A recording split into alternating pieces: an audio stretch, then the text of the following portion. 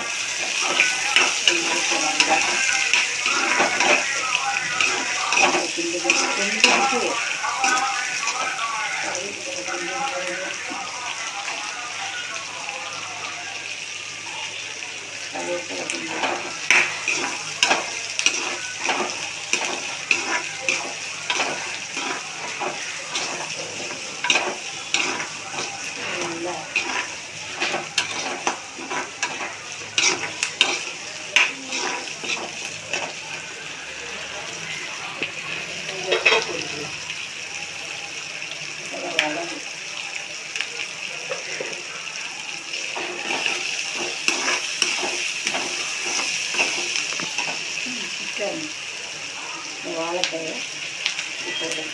கொஞ்சம் பொடியாக இருந்துக்கிட்டே நல்லாயிருக்கும். கொஞ்சம் டேஸ்ட்டாக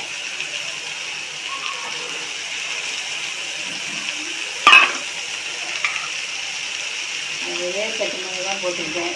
மஞ்சத்தூள், கொஞ்சம் மஞ்சத்தூள்,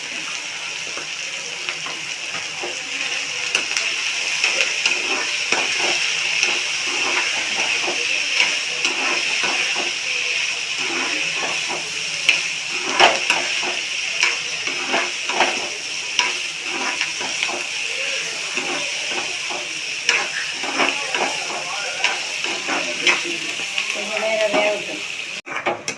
இப்போ வந்து வெந்துருச்சு.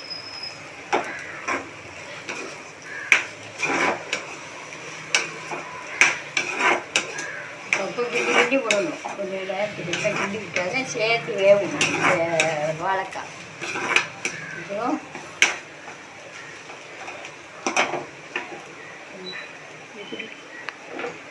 திருவி வச்சுருக்கோம்ல, கொஞ்சம் அரை மணிக்கு கொஞ்சம் கம்மி தான். இதை போட்டு எல்லாம் கரெக்டாக இருக்கான்னு பார்த்து நல்லா கிண்டி விட்டு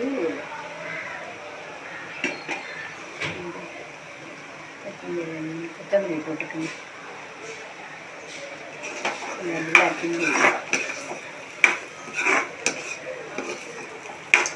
இது ஒரு டேஸ்ட்டாக இருக்கும்.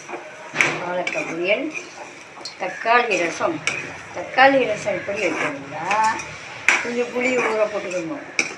ஒரு 4 தக்காளியை நல்லா பிசைஞ்சு விட்டு, ஒரு தக்காளியை நல்லா அரைச்சி அதில் ஊற்றி மிளகு, ஜீரகம், கொஞ்சம்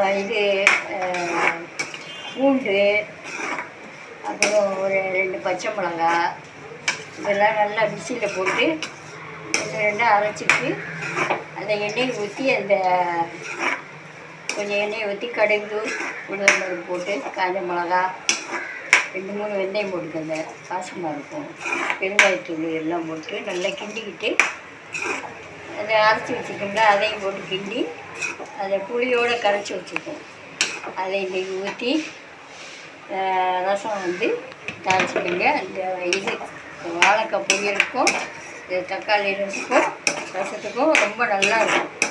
அதை செஞ்சு சாப்பிட்டு பாருங்கள். இதான் ரசத்தோடு செஞ்சு ரசத்தை காமிக்கல பாருங்கள். இந்த ரசம் தக்காளி ரசம் எப்படி செஞ்சேன்னு சொன்னல, அதே மாதிரி செஞ்சு பாருங்கள். தக்காளி ரசம் நல்லாயிருக்கும், டேஸ்ட்டாக இருக்கும். அவ்வளோதான்.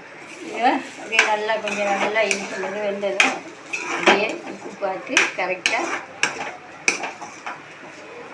இறக்கிடுங்க. அவ்வளோதான். சர்ப்ரைஸ் பண்ணுங்கள்.